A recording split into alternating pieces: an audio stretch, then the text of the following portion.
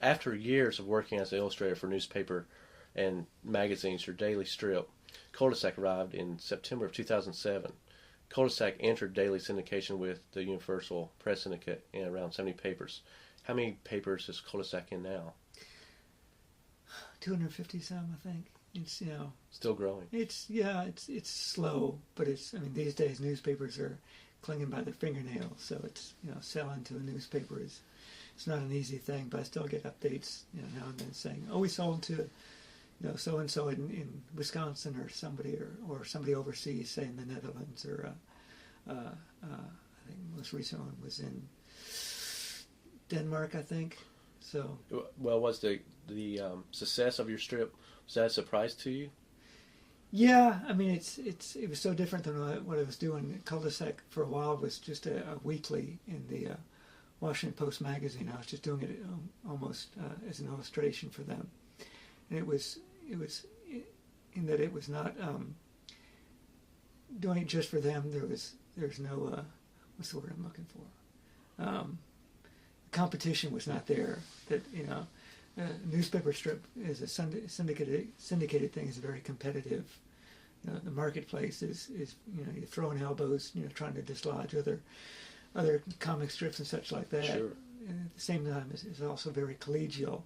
That your colleagues are your friends, and it's a very small group of people who don't see each other very often. So with your success, you're hurting someone else's. Somewhat, yeah. Yeah. Or, you know, because they're, you know, the holes that open up, or, you know, somebody's is moved on, or, you know, you're dislodging another one, I guess. Sure, So yeah. But the newspaper world has changed so much in the last just 10 years.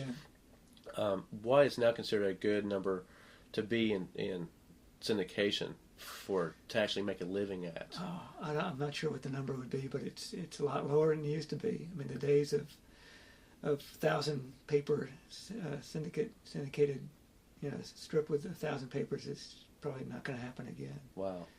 Which is too bad, but, you know, there are a few still out there that have those, but Very few. you know, they're not recently launched. So Yeah. Do you read any webcomics?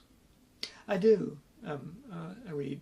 I don't keep up with enough of them to, you know, claim that I follow them religiously, but I like XCKD and Akewood, and there's a string of them I check on just now and then go back, and I might sit and read a pile of them in one sitting.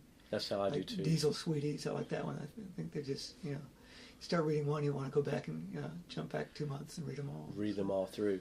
Well, do you think webcomics is the future of all newspaper strips? I don't know if it's the future of all of them. It's, you know, certainly. I'm no expert at this, and there's a lot of contentious talk about, you know, what really is, and I think nobody quite knows what it is. But it's another venue, and it's a growing venue, and it's more of a niche venue. It's not like a general interest type of thing, like a newspaper would be picked up by somebody and just, oh, here's a comic strip, you know, here's a whole page of comic strips, and I'll read them all. It's not the kind of group that it used to be. I read Cul de Sac on GoComics.com, and do you know how many subscribers you have for that strip? Is that something they keep track of? Yeah, you can go and find the number. It's like 28,000 something. Wow. I'll check again, but I check every once in a while just to see that Just to it's still see growing. Yeah, still growing. 28,200 something, I think. To the number. He knows by the number, ladies and gentlemen. He check. knows. Is it online anywhere else that you can read? You can find it on newspaper. Just regular various newspaper newspapers sites. around, like the Post has it, Okay. I think, but some of them don't update it as regularly. But you go to Go Comics and you can see the comments after the strip and stuff like that too. So, which makes it interesting. Well, speaking of editors, I was wondering what your relationship is with your editor. Does the editor ever call and go, Richard, about this strip? Not really. My editor's a Prince. He's just a scholar and a gentleman and everything.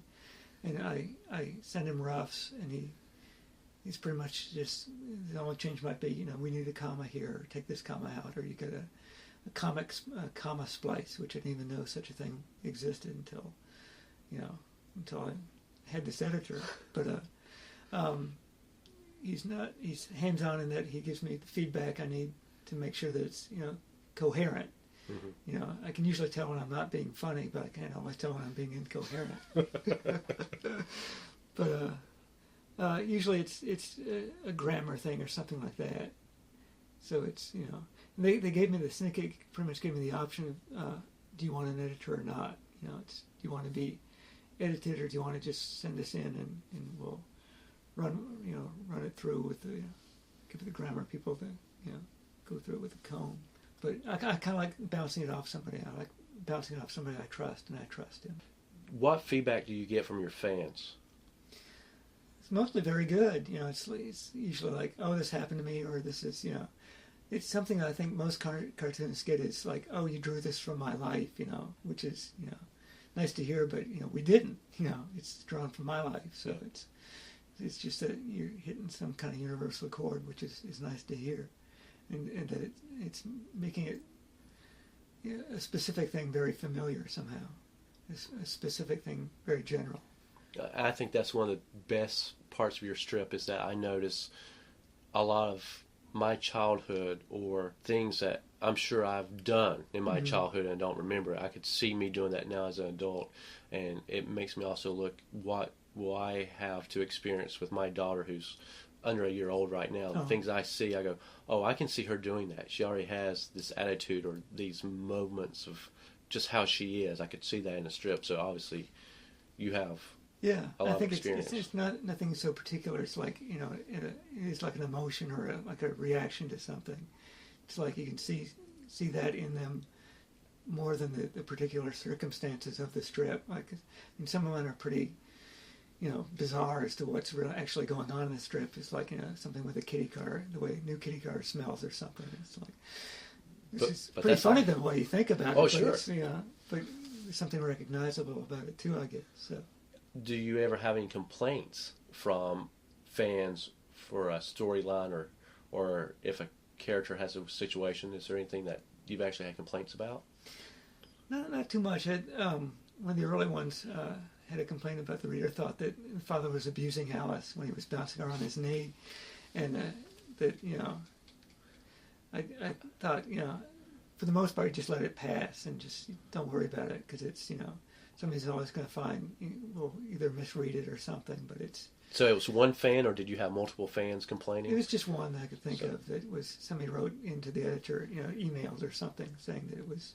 And it was somebody who said she enjoyed the strip, so it was not like, you know, she was all outraged and up in arms about it, but just thought it was like... And it is kind of a dicey thing when you're having a... You look at a Peanut strip or like a Calvin Hobbes where, you know, or Charlie Brown says, you know, all his clothes knocked off by a fastball going past him when he's pitching. Somebody's, you know, spinning in midair and his cap's flying, his socks go flying off.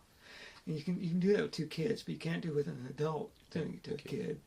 And it was kind of like, you know, Dad was bouncing around his knee, and it was kind of off stage. You heard this, you know, scream, and I think, you know, the dad's kind of clumsy with the kids. And it's it's one of the funniest strips. I love it. So it's funny. That's the one you get a complaint about. It shows you my sense of humor. Well, like a couple months later, though, she kind of got him back when she jumped up as he was bending over. And he was like picking her up. And he's like hit him right in the nose, which has happened to pretty much every, you know, parent I've known. It's like, you know, don't jump, I'm going to pick you up. And the child jumped up, and at the same time, just like this collision, and you go off with a bloody nose. And